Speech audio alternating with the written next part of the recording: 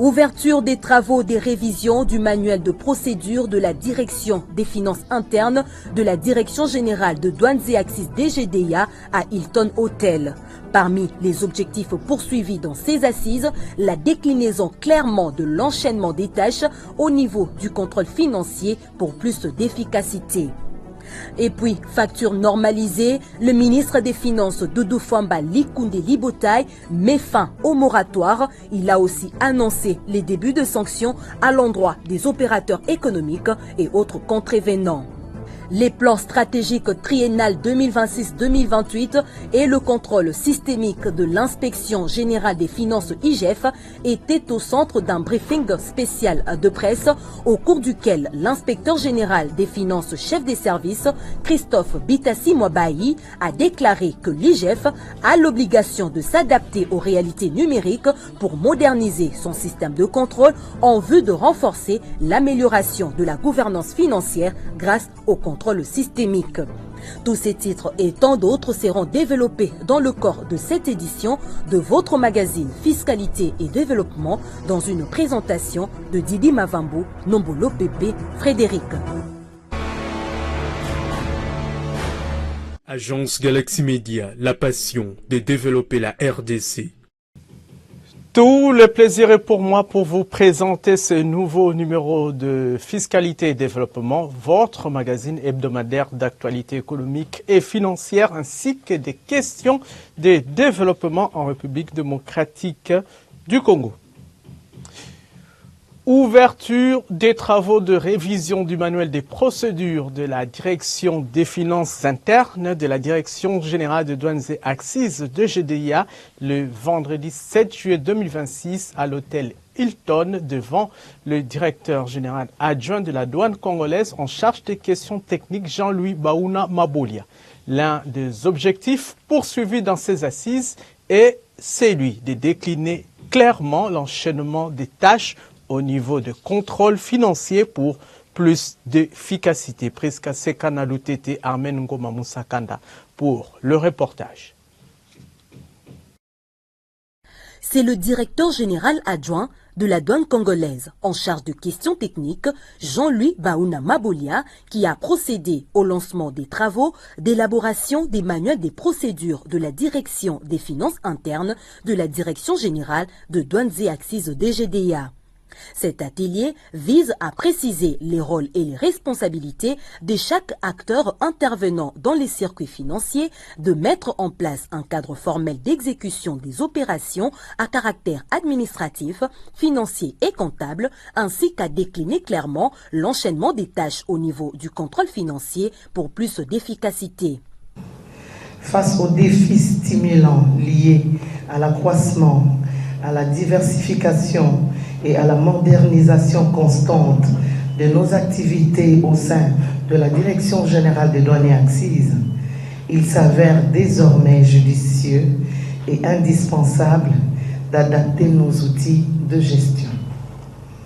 Il nous faut un référentiel moderne, clair et harmonisé qui nous serve à la fois de miroir et de guide méthodique décrivant avec précision le rôle, les tâches et les compétences dévolues à chaque poste de travail.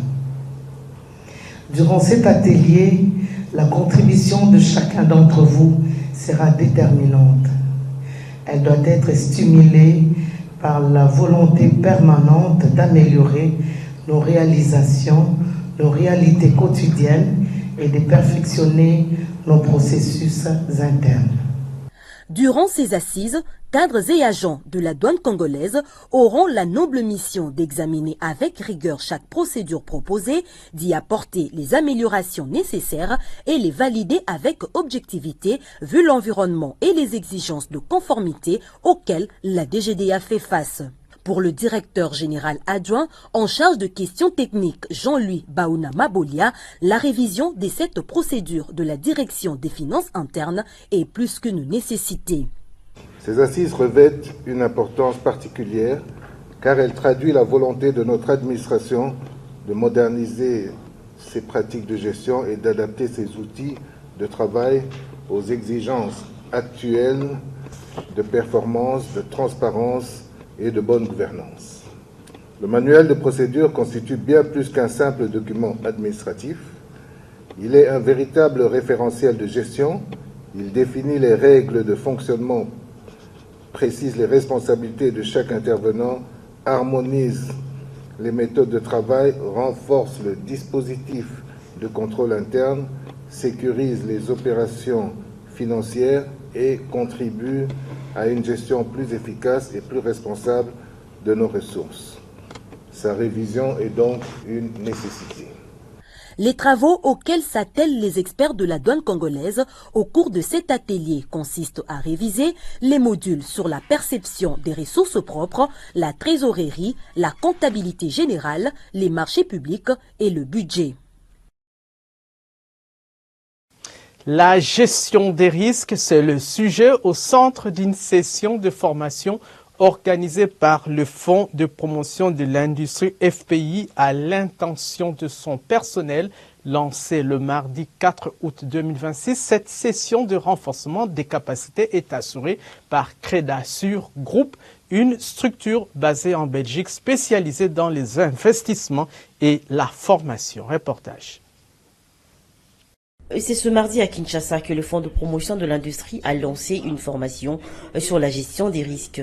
Cette session de formation sera assurée par Crédasur Group, une structure basée en Belgique et spécialisée dans les investissements, la formation, le renforcement de capacités, la certification et les conseils. La gestion des risques est devenue un levier de gouvernance et un outil d'analyse. Elle est une préoccupation majeure de toute entreprise et chaque organisation. Les risques sont économiques, financiers, climatiques et géopolitiques. Leur évaluation permanente permet de faire la projection et l'anticipation.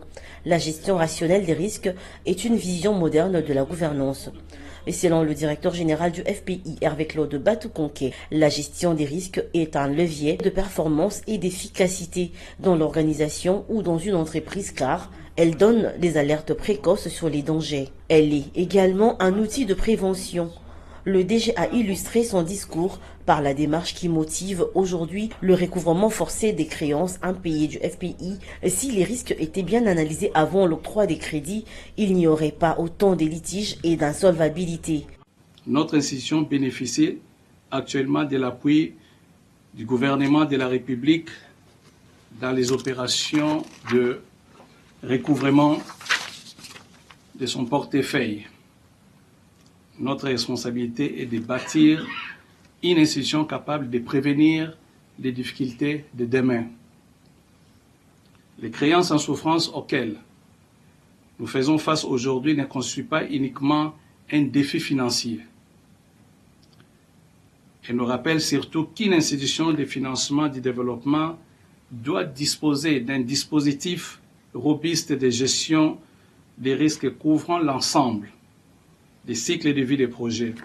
Il faut noter que cette formation est dispensée par les professeurs de l'Université de la Sorbonne et les différents experts internationaux ayant fait leurs preuves dans les secteurs financiers, économiques, géopolitiques et environnementaux. Il y a quelques jours, le Fonds de promotion de l'industrie FPI avait organisé à Bruxelles, en Belgique, une conférence internationale consacrée aux opportunités d'investissement en République démocratique du Congo. À cette occasion, le directeur général adjoint du FPI, Blaise Mastaki Birindwa, avait présenté les réformes économiques engagées par le gouvernement et les avancées enregistrées en matière de stabilité macroéconomique et d'amélioration du climat des affaires. Retour sur cet événement dans cet élément préparé par la cellule de communication du FPI.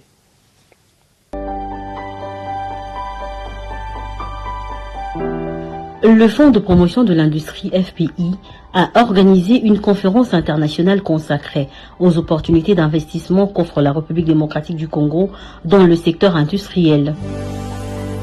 Cette rencontre a réuni des diplomates, des investisseurs, des représentants d'institutions financières de développement ainsi que des membres de la diaspora congolaise autour des perspectives de transformation économique du pays. À l'ouverture des travaux, Le directeur général adjoint du FPI, Blaise Mastaki-Birindoa, a présenté les réformes économiques engagées par le gouvernement congolais, mettant en avant le progrès réalisé en matière de stabilité macroéconomique et d'amélioration du climat des affaires. Il a également rappelé que les FPI s'affirment aujourd'hui comme un partenaire stratégique des investisseurs grâce à des mécanismes innovants de financement, de cofinancement, de partage des risques et d'accompagnement de projets industriels.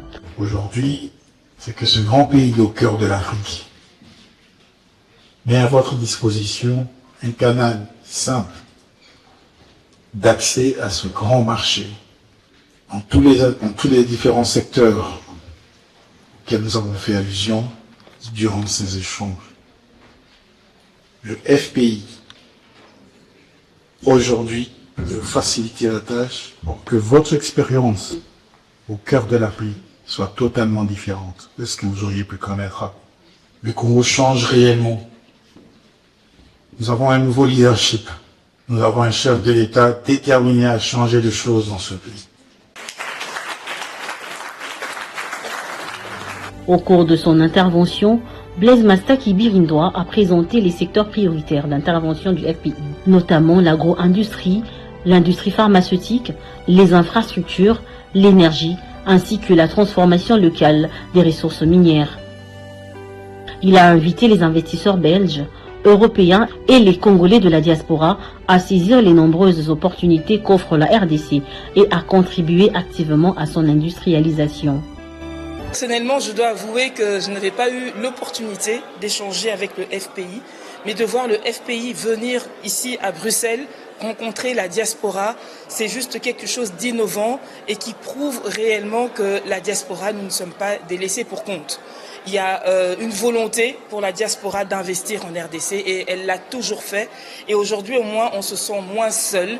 On sait qu'on a un organisme sur lequel on peut compter pour avoir des solutions concrètes de financement de nos projets. Le narratif a changé, le leadership a changé aussi. Nous avons à la tête du pays un homme qui est décidé de changer les Congos, de développer les Congos à la personne de son Excellence Félix-Antoine Tshisekedi Tshilombo, le chef de l'État. Lui, ici de la diaspora, veut que le Congo de demain soit non seulement un Congo où les étrangers viennent pour exploiter, mais que les étrangers comme la diaspora congolaise viennent pour industrialiser. Je pense que le FPI va ici nous accompagner. Représentant l'ambassadeur de la République démocratique du Congo auprès du Royaume de Belgique, le conseiller administratif a salué l'initiative du FPI. Il a souligné que cette conférence répond aux attentes des nombreux Congolais de la diaspora, désireux de transformer leur épargne en investissement productif, créateur de richesses et d'emplois. En prélude à cette conférence, la délégation du FPI, conduite par son directeur général adjoint, avait présenté ses civilités à l'ambassadeur de la République démocratique du Congo auprès du Royaume de Belgique, Christian Dongalan-Koukou. Les échanges ont porté sur les préparatifs de cette rencontre économique, les priorités de promotion des investissements industriels, ainsi que les mécanismes de financement destinés à accélérer la transformation économique du pays. À cette occasion, l'ambassadeur a salué une initiative stratégique qui met en valeur le potentiel industriel de la République démocratique du Congo et renforce la confiance des investisseurs, en particulier ceux de la diaspora.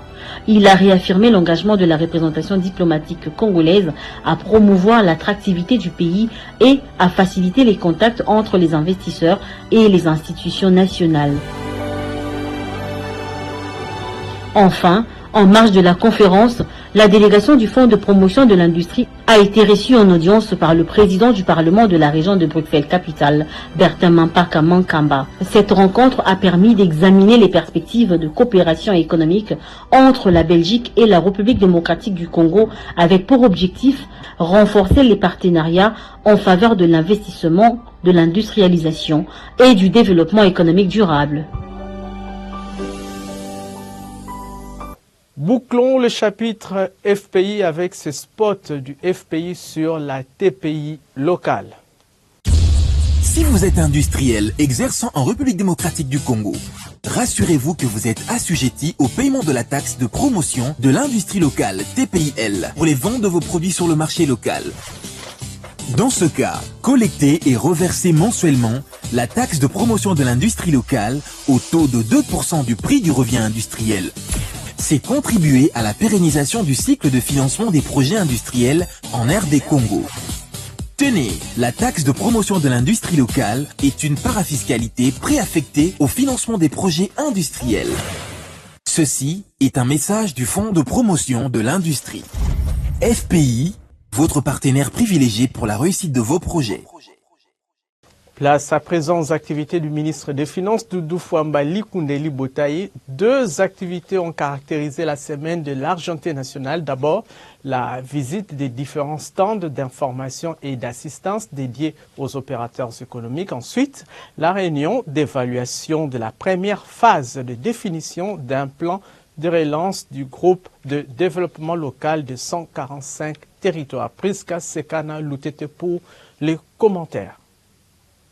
Le ministre des Finances Doudou Fwamba Likundeli Botaye a réuni autour de lui, le mardi 4 août 2026, les responsables des agences d'exécution du programme de développement local des 145 territoires, à l'instar du BCECO, de la CFF et du PNUD, en vue de renforcer le suivi technique et financier du PDEL 145 territoires, considéré comme un important instrument de réduction des inégalités territoriales et de développement des zones rurales porté par le président de la République, Félix-Antoine Tshisekedi Tshilombo.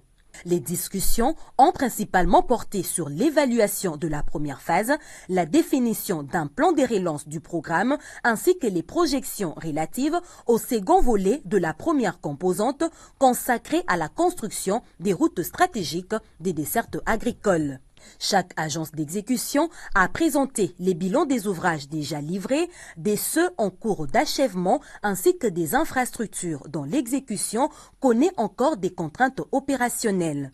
À titre indicatif, les PNUD a fait état de 341 ouvrages livrés, 104 ouvrages en cours d'achèvement, 145 ouvrages dont les travaux ont été relancés ainsi que 141 ouvrages affichant un taux de réalisation inférieur à 70%. Par ailleurs, l'Argenté nationale a insisté sur le fait que tout décaissement doit s'effectuer dans la rigueur et le strict respect des procédures avant toute demande de mise à disposition des fonds. Toujours cette semaine, le jeudi 6 juillet 2026, au Centre culturel de Kinshasa, le ministre des Finances Doudou Fwamba Likundeli Botaye a officiellement clôturé les cliniques fiscales organisées par la Direction générale des impôts DGI en vue d'accompagner les opérateurs économiques assujettis à la TVA dans l'émission de leurs factures normalisées. À cette occasion, les patrons des finances a présenté cette initiative comme la dernière opportunité offerte aux entreprises pour se conformer à la réforme de la facture normalisée après qu'un moratoire de 2 mois leur ait été accordé à la demande de la FEC. À cette occasion, les patrons des finances a présenté cette initiative comme la dernière opportunité offerte aux entreprises pour se conformer à la réforme de la facture normalisée après qu'un moratoire de 2 mois leur ait été accordé à la demande de la Fédération des entreprises du Congo, FEC. Et pendant que je vous parle, tous les opérateurs économiques de la RDC assujettis à la TVA, qui n'ont pas leur propre système de facturation ou qui n'ont pas de dispositifs électroniques fiscaux, qui ne peuvent pas avoir la possibilité de les acquérir, les petites, les micros, les start-up et les PME peuvent approcher la Direction générale des impôts pour se renseigner. Aujourd'hui, avec ces cliniques fiscales, nous venons siffler la fin du moratoire. Je dirais même la fin du moratoire, parce que nous en avons assez donné. Et à ce jour, je peux informer le monde des affaires que le gouvernement de la République démocratique du Congo, à travers ce système qui a été implémenté, sait et est informé de la fraude pratiquée par chaque opérateur économique en matière de la TVA. Nous avons des informations sur les niveaux des écarts entre la TVA collectée et la TVA déclarée par les opérateurs économiques. La Direction générale des impôts a été instruite de procéder immédiatement à des sanctions ciblées pour des entreprises dont nous avons des informations précises sur les pratiques de fraude à la TVA, parce que nous avons les données des écarts de ces entreprises. Nous n'allons pas seulement sanctionner les entreprises, nous allons aussi sanctionner nos propres agents de la Direction générale des impôts qui seront coupables d'inabstention, de n'avoir pas posé des actes que la loi leur impose avant d'admettre en déduction la TVA qui leur est présentée en déductibilité parce que n'ayant pas été soutenus par une facture normalisée.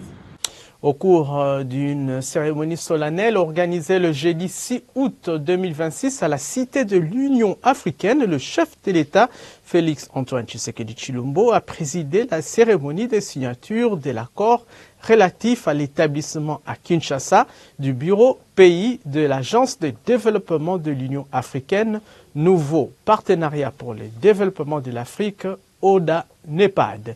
La signature de cet important accord entre le ministre du Commerce extérieur, Julien Paluku Kaongia, pour le compte du gouvernement congolais et la secrétaire exécutive de l'ODA-NEPAD, le docteur Nardos Bekele-Thomas, s'est tenue en présence de la première ministre Judith Suminwa Tuluka, de quelques membres du gouvernement ainsi que de représentants d'institutions financières internationales. Ce bureau servira d'interface et de passerelle technique entre la RDC et l'Union africaine pour l'identification, l'intégration et le financement de grands projets nationaux en corrélation avec l'agenda 2063 de l'Union africaine. Aussi, il devra également contribuer à la mobilisation des partenaires pour le financement des projets intégrateurs, à l'instar du projet Grand Inga ou du corridor de Lobito, a laissé entendre le ministre du Commerce extérieur, Julien Paluku Kaongia, envoyé spécial du chef de l'État au comité de pilotage de cette agence de développement depuis juin dernier.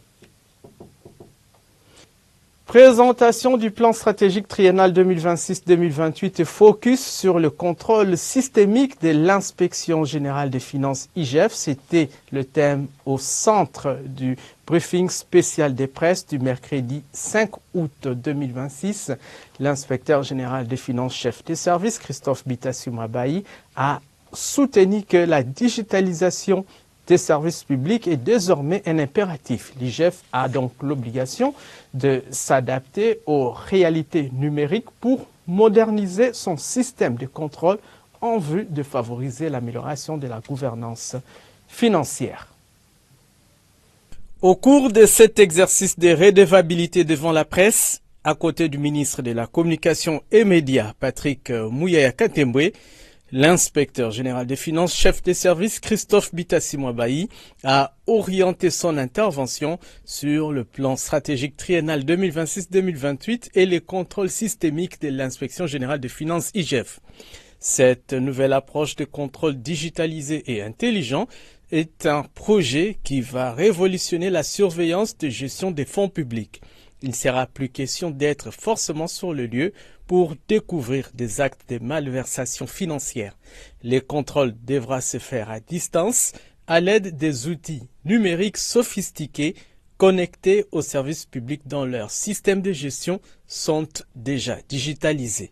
Nous voulons passer du contrôle ponctuel. Comme vous le savez, l'inspection générale des finances effectue ses missions ponctuellement. Il va dans des services, il lui rend ce rapport. Et nous voulons, pour le moment, un contrôle permanent. La situation, l'évolution du monde aujourd'hui permet de faire ce contrôle permanent à travers la digitalisation. C'est-à-dire, lorsque nous descendons actuellement sur le terrain, nous pouvons être dans un point de contrôle, comme la douane, comme la DGI, mais en même temps, nous ne sommes pas dans les entreprises, nous ne sommes pas dans d'autres secteurs importants.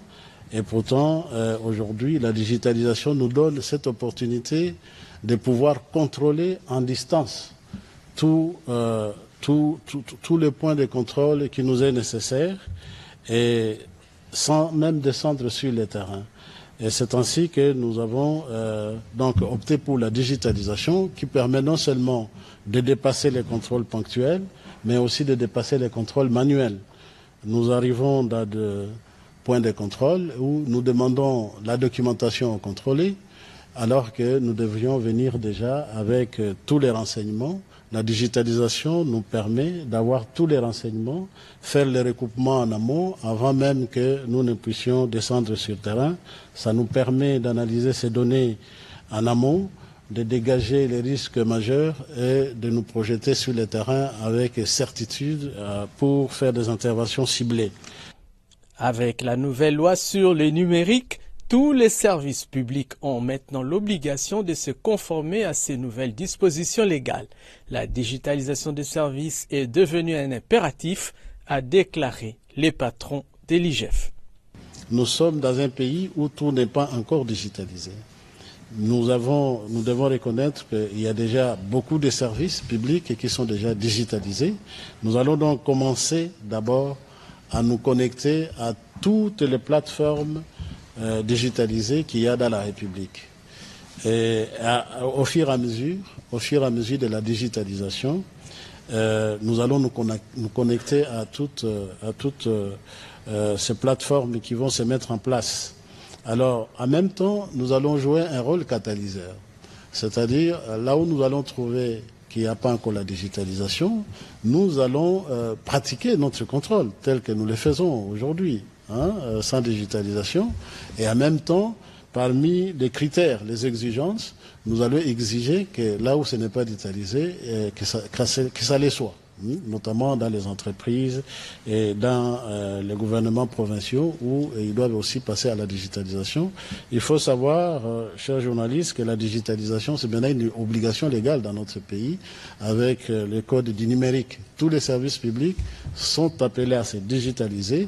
Donc, en tant que service qui veille au respect des lois de la République, ça sera un critère aussi parmi les critères de contrôle que nous allons exercer sur le terrain. Ainsi, nous allons être catalyseurs pour pousser tout le monde à se digitaliser rapidement. Au regard de l'évolution technologique et aux enjeux du gouvernement sur la lutte contre la corruption et les détournements des deniers publics, il était temps pour l'IGF d'adopter un nouveau paradigme basé sur un contrôle systémique et intelligent. Ce mode de contrôle est fondé sur la maîtrise de la donnée, la traçabilité, l'analyse intégrée de tous les circuits financiers, notamment sur le plan économique, fiscal, parafiscal, budgétaire et bancaire. Réception définitive le jeudi 30 juillet 2026 du bâtiment Étienne Tshisekedi au siège de l'Inspection générale des finances IGF. Cette infrastructure permet aux cadres et agents de cette institution de travailler dans les meilleures conditions. Regardez.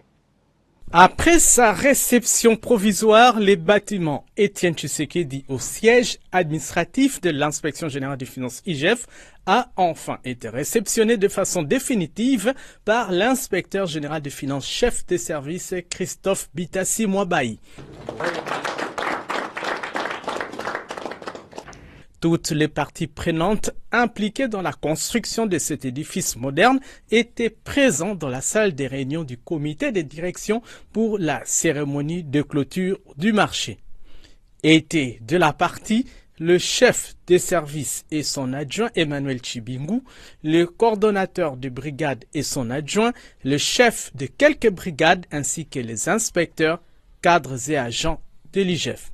De l'autre côté, il y avait l'entrepreneur qui a exécuté le marché et l'ensemble de son équipe.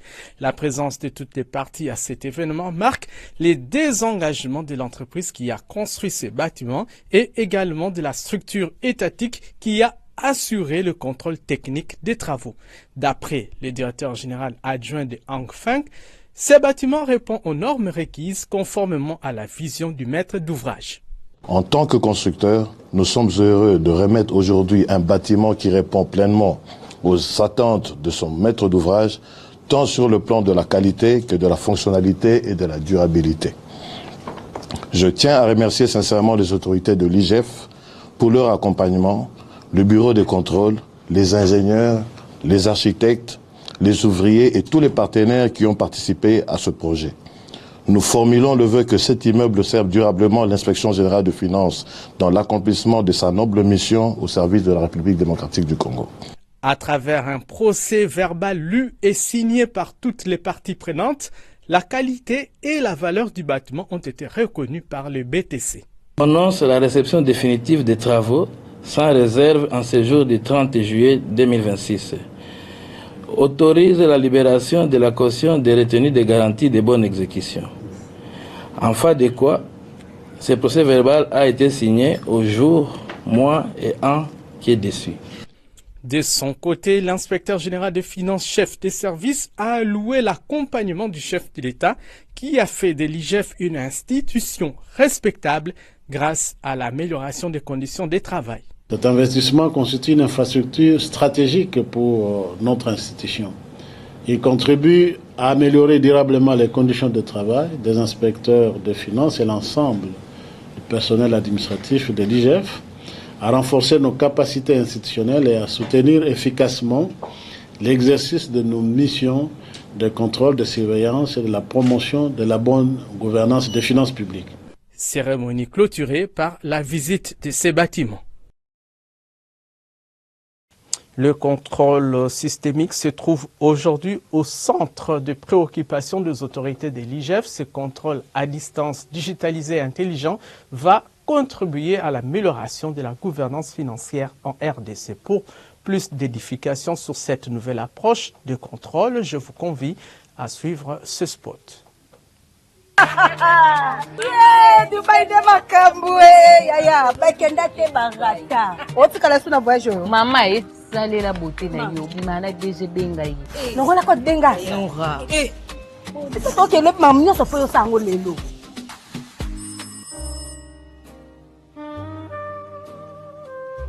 Allô chérie.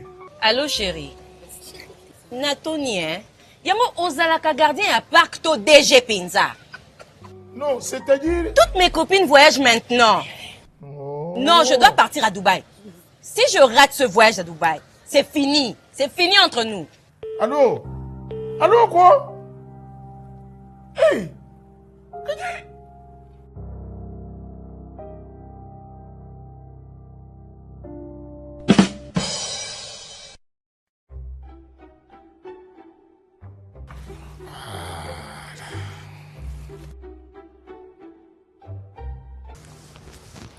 Bonjour, monsieur le DG. Bonjour, monsieur l'entrepreneur. Mettez-vous. Merci. Monsieur l'entrepreneur. À propos du financement de 1000 km de route, le virement traîne. Hein? Et la note de crédit jusqu'à présent. Monsieur le DG, comme vous l'avez souhaité, et selon les pratiques, l'argent doit transiter par d'autres comptes avant d'être reviré sur votre compte privé pour éviter les traces. Et la procédure est en cours. Un peu de patience. Quelle patience? Hein? Monsieur le DG, entre nous. Vous savez, cet argent est destiné aux routes. Et alors? Il n'y aura pas de retour si... Monsieur l'entrepreneur, tu te crois être le seul? Ou il n'y a pas de marché ou bien, hein? Car, vous avez les bandits, ils ont synonyme d'expérience. Retour. Ozobani, yom do bung sambugo. Exécution.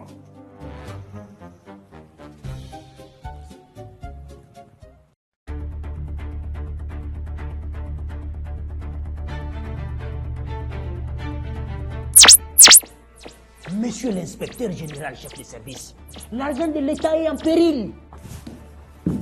Alors vous deux, faites une descente pour vérifier la réalisation des travaux sur le terrain.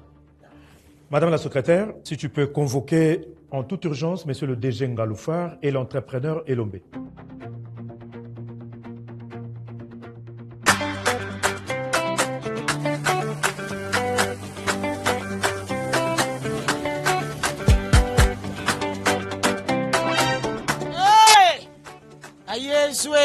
A dit chaque année, on annonce des milliards. Mais nos routes ressemblent à des États. Masibambisi. Nzelo nenge zaleli. Solo ya détournement. IGF, faut compter ma cambo. Solo li kama.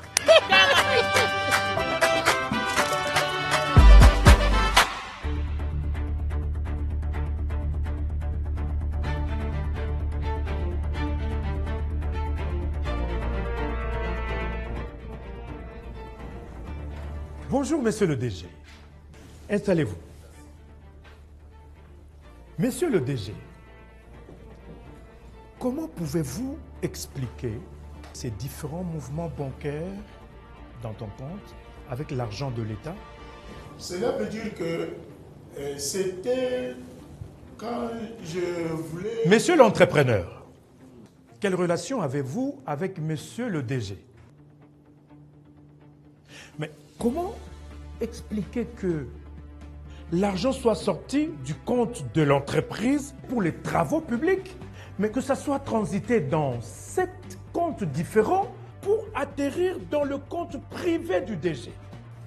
Bon, messieurs de l'inspection générale des finances, je ne sais pas par où commencer, mais c'est-à-dire, bon, est-il que ce sont des pratiques notoirement... Je demande qui m'a trahi. Qui? Contrôle systémique, monsieur le DG. Monsieur le DG, monsieur l'entrepreneur.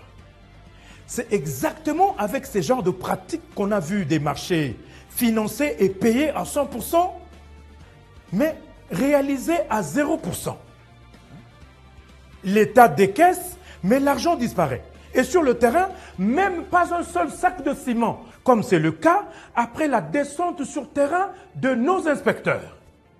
Grâce au contrôle systémique de l'IGF, fini les combines tranquilles. Ces plusieurs virements suspects vers votre compte privé ont été détectés et bloqués automatiquement avant le détournement. Cette fois-ci, l'argent du peuple congolais ne prendra plus le chemin de vos vacances. Inspecteur, sûrement il y a eu une erreur technique. Chérie, l'agence de voyage dit que l'argent n'est jamais arrivé. S'il te plaît, mon Dubaï alors. Ne tenez pas compte. Hein? Aujourd'hui, grâce au contrôle systémique, sous l'impulsion du chef de l'État, Félix-Antoine Tshisekedi Tshilombo, l'IGF surveille l'argent de l'État à chaque étape. Les détournements sont détectés et étouffés dans l'œuf. Contrôle systémique. L'IGF prévient le détournement avant qu'il ne devienne un scandale. IGF, la vigilance au service des finances publiques pour la matérialisation de la vision du chef de l'État. Le nouvel à présent de cours de matières premières sur le marché international.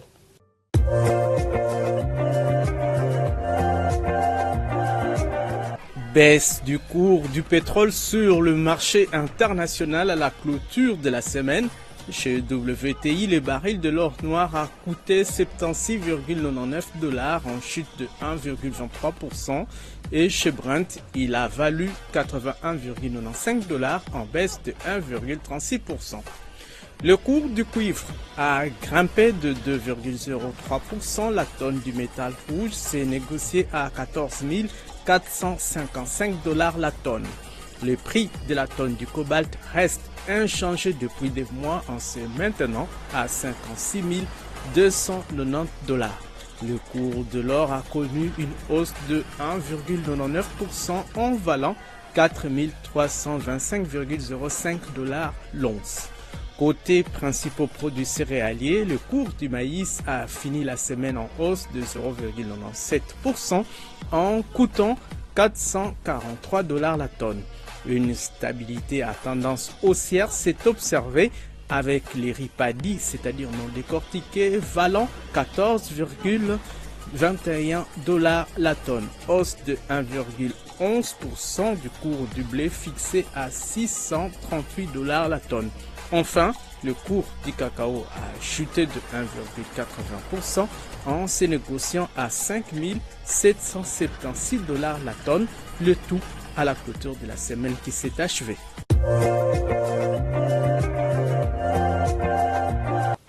Nous poursuivons avec la campagne de sensibilisation sur le respect des procédures légales en lien avec la Direction générale des recettes administratives, judiciaires, domaniales et des participations DGRAD. Ce soir, nous vous proposons encore ces sketchs sur les dispositions légales à respecter relatives au paiement des amendes transactionnelles concernant la contravention routière qui s'est fait sous l'encadrement de la DGRAD.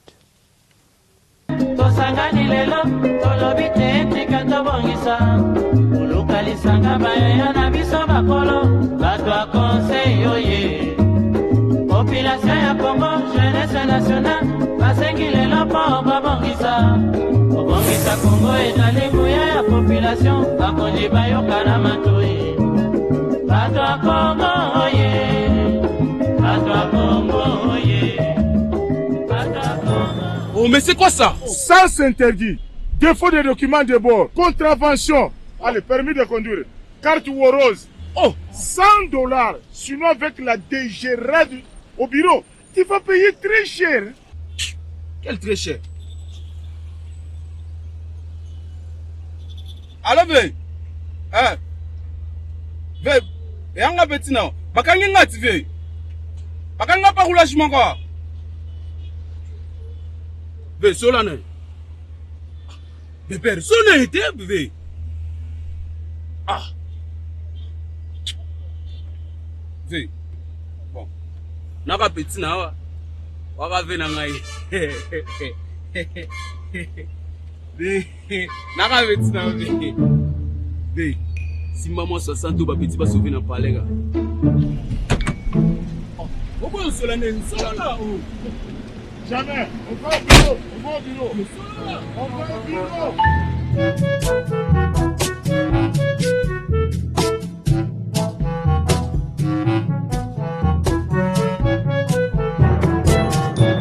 Mon commissaire, comme d'habitude.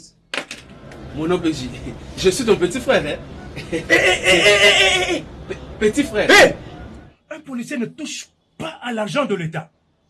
Tu vas me créer des problèmes. Mon commissaire, c'est 60. C'est $60, mon commissaire. Mon commissaire, montre-moi alors le taux de l'État. Pour quelle infraction? Circulation à gauche, 20 à $50. Défaut de documents de bord, 20 à $35 à payer à la banque après le retrait de la note de perception auprès de l'agent de la DGRAD et après être entendu sur PV. Merci, mon commissaire. Mon commissaire, et le rapport du commandant, commissaire, donc toi, tout ce qu'on nous raconte à la parade, tu somnoles ou tu captes le message? Hein? Mon commissaire, j'ai souffert pour avoir ce contrevenant. Et voilà maintenant, tu me fais rater de l'argent. Que vient faire la DGRAD dans une affaire policière? Ngalouf. Warok, mon commissaire. Ngalouf. La police est un service d'assiette de l'État. C'est-à-dire tout ce que nous collectons comme amende transactionnelle à la PCR, police territoriale, police judiciaire, ce sont des recettes non fiscales. Ça doit entrer dans la caisse de l'État pour contribuer au budget de notre pays. C'est une façon d'appuyer la vision du chef de l'État. Ce qui va permettre de construire des routes, de payer nos soldes, d'acheter nos équipements, contribuer à la gratuité de l'enseignement et autres. C'est comme ça maintenant, mon commissaire. Je suis agent de l'État et mes postes sont de l'État. Le service habilité à ordonnancer, c'est la DGRAD. Mon commissaire, quand nous on interceptait les infractions sous le soleil, est-ce que DGRAD était là?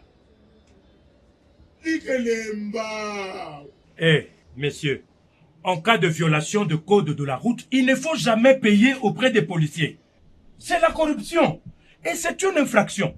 Le policier doit établir un avis de contravention. Avec ça, il vous achemine devant l'OPJ que je suis pour être entendu sur PV. Après établissement du PV d'audition, il va établir un PV de proposition d'amende transactionnelle en imprimé. En imprimé de valeur, s'il vous plaît. Si c'est un simple papier duplicateur, il faut refuser. Voilà, jusque-là, je ne vois pas la DGRAD. C'est avec ce PV que tu vas te présenter auprès de l'agent de la DGRAD pour la note de perception. Mon commissaire, la DGRAD donne seulement la note de perception et le paiement, c'est à la police. Mais non! Avec la note de perception, le contrevenant va payer à la banque. Tout ça après constatation, liquidation et ordonnancement. Mon commissaire, si je comprends bien, les infractions c'est nous et le recouvrement c'est la DGRAD. Oui, c'est lui le receveur de l'État. Donc il faut encore aller à la banque Mais là, ça devient compliqué. Oui.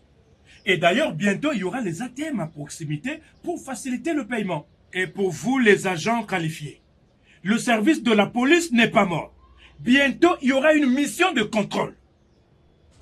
Mon OPJ, et comment récupérer les véhicules? Après le paiement à la banque, tu amènes la preuve de paiement. Si on refuse de libérer ton véhicule, eh bien, tu appelles au numéro 114. C'est l'inspection générale. Mon commissaire, prenons seulement pour une dernière fois. Jamais. Le commissaire général et l'inspecteur général veillent sur la procédure. Tu risques de passer un séjour à Ndolo, hein? Pense à ta famille. Mbongo ya l'État, na maboko ya Dégérade. Na mabenga ya policier te. L'argent de l'État à la banque après note de perception de la Dégérade. Pas dans nos poches. Ce numéro de votre magazine d'information économique et financière ainsi que des questions de développement, fiscalité et développement est ainsi terminé. Merci de l'avoir suivi depuis la ville de Likasi dans la province du Haut-Katanga. Émission à suivre également sur notre chaîne YouTube AGEM.